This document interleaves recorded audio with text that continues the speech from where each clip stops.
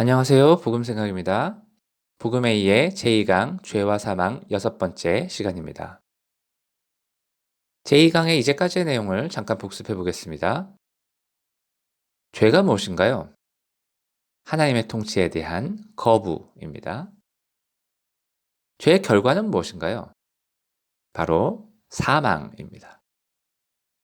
사망해, 그러니까 죄의 결과의 구체적인 내용 9가지를 살펴봤는데요. 이런 것들이었죠. 하나님과의 친밀한 인격적 교제의 단절, 하나님으로부터의 무한한 공급의 중단, 사람들과의 관계 손상, 자기 자신과의 관계 손상, 죄의 종이 된다, 사랑하는 능력의 손상, 판단력의 손상, 피조물과의 관계 손상, 둘째 사망. 이제 구원에 대해서 좀 생각해 보겠습니다. 교회에서 많이 쓰는 말입니다만 잠시 종교적인 의미를 접어놓고 구원이라는 말의 사전적인 의미는 무엇일까요? 사전을 찾아보면 구원이라는 말은 이런 뜻이라고 나옵니다. 어려움이나 위험에 빠진 사람을 구하여 줌.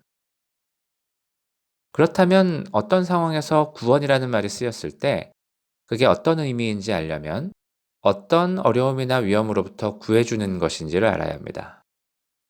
무엇으로부터의 구원인지를 알아야 한다는 말이죠. 그러면 우리가 복음에서 말하는 구원은 무엇으로부터의 구원일까요? 말씀 보겠습니다. 마태복음 1장 21절입니다. 아들을 낳으리니 이름을 예수라 하라. 이는 그가 자기 백성을 그들의 죄에서 구원할 자이심이라 하니라. 무엇으로부터의 구원인가요? 죄로부터의 구원입니다. 말씀 하나 더 보겠습니다. 야고보서 5장 20절입니다. 너희가 할 것은 죄인을 미혹된 길에서 돌아서게 하는 자가 그의 영혼을 사망에서 구원할 것이며 허다한 죄를 덮을 것임이라. 무엇으로부터의 구원인가요? 여기서는 사망으로부터의 구원이죠. 말씀 하나 더 볼까요? 로마서 8장 2절입니다. 이는 그리스도 예수 안에 있는 생명의 성령의 법이 죄와 사망의 법에서 너를 해방하였음이라. 이 구절에서는 구원이라는 단어가 나오지는 않습니다만 해방이나 구원이나 기본적으로 같은 얘기를 한다고 볼 수 있겠죠. 무엇으로부터의 구원인가요? 죄와 사망으로부터의 구원입니다. 복음에서 구원을 얘기할 때 그거는 죄와 사망으로부터의 구원을 말한다는 겁니다.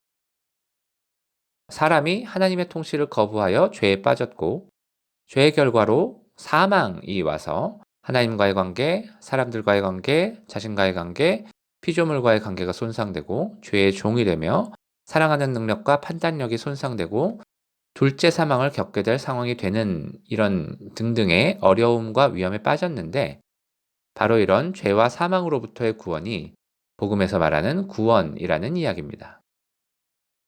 그런데 물에 빠진 사람을 구해주면 그 사람은 물에서 나와야 하지 않겠습니까?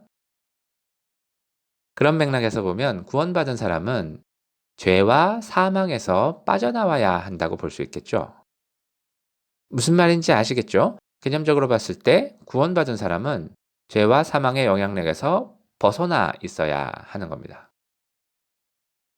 충분히 이해하셨다고 보고요. 이제 질문해 보겠습니다.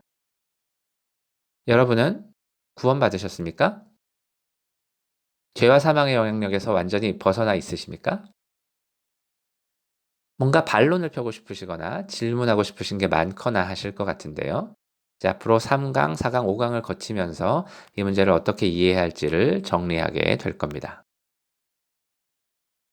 이제 제2강 죄와 사망을 마무리하면서 탕자의 비유를 살펴보겠습니다. 누가복음 15장 11절부터 32절까지 나오는 이야기인데요. 지금 그걸 다 읽지는 않겠고요. 죄와 사망과 관계된 부분들만 부분적으로 보겠습니다. 누가복음 15장 12절 13절을 먼저 보겠습니다. 그 둘째가 아버지에게 말하되 아버지여 재산 중에서 내게 돌아올 분깃을 내게 주소서 하는지라. 아버지가 그 살림을 각각 나눠 주었더니 그 후 며칠이 안 되어 둘째 아들이 재물을 다 모아 가지고 먼 나라에 가 거기서 허랑방탕하여 그 재산을 낭비하더니. 이 둘째 아들의 죄는 뭔가요? 여기서 허랑방탕이라는 말이 나오는데 이 원어의 표현은 특별히 부도덕한 행위를 암시하는 것은 아니라고 합니다. 낭비의 뜻을 가질 수는 있지만 그건 가졌던 재물이 소진되었다는 것을 설명하려는 것 같습니다. 자, 그러면 둘째 아들의 죄는 뭘까요? 이렇게 물어보죠. 둘째 아들은 왜 굳이 먼 나라로 갔을까요? 아마도 아버지의 영향력을 벗어나려고 한 거겠죠. 여기서 아버지가 하나님을 나타낸다는 것은 분명하니까 둘째 아들이 아버지의 영향력을 벗어나려고 하는 것이 바로 하나님의 통치를 거부하는 것을 나타내게 됩니다. 자, 그래서 어떻게 됐죠? 누가복음 15장 14절에서 16절까지를 보겠습니다. 다 없앤 후 그 나라에 크게 흉년이 들어 그가 비로소 궁핍한지라. 가서 그 나라 백성 중 한 사람에게 붙여 사니 그가 그를 들로 보내어 돼지를 치게 하였는데 그가 돼지 먹는 쥐염 열매로 배를 채우고자 하되 주는 자가 없는지라. 아버지의 풍족한 자원으로부터 지속적으로 공급받는 길을 스스로 끊어버린 아들이 결핍의 상태에 들어가게 되었습니다. 한 사람에게 붙여 살았다는 말은 그 사람의 종이 되었다는 말일 테고, 돼지 먹이를 먹으려고 해도 먹을 수 없는 비참한 지경에 이르게 된 겁니다.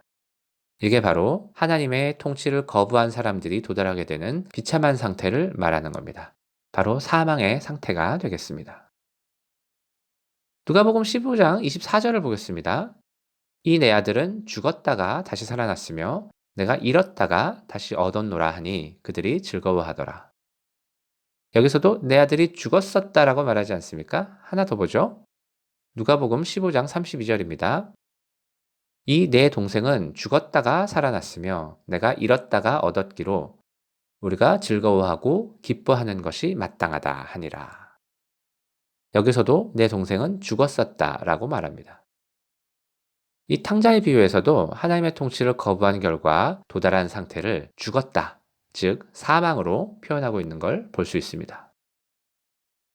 그래서 오늘은 복음에서 구원이 죄와 사망으로부터의 구원을 의미한다는 걸 살펴봤고요. 또 탕자의 비유에서 죄와 사망이 어떻게 설명되고 있는지를 살펴봤습니다. 오늘은 여기까지 하고요. 다음 영상부터 제3강 천국의 의미가 시작되겠습니다.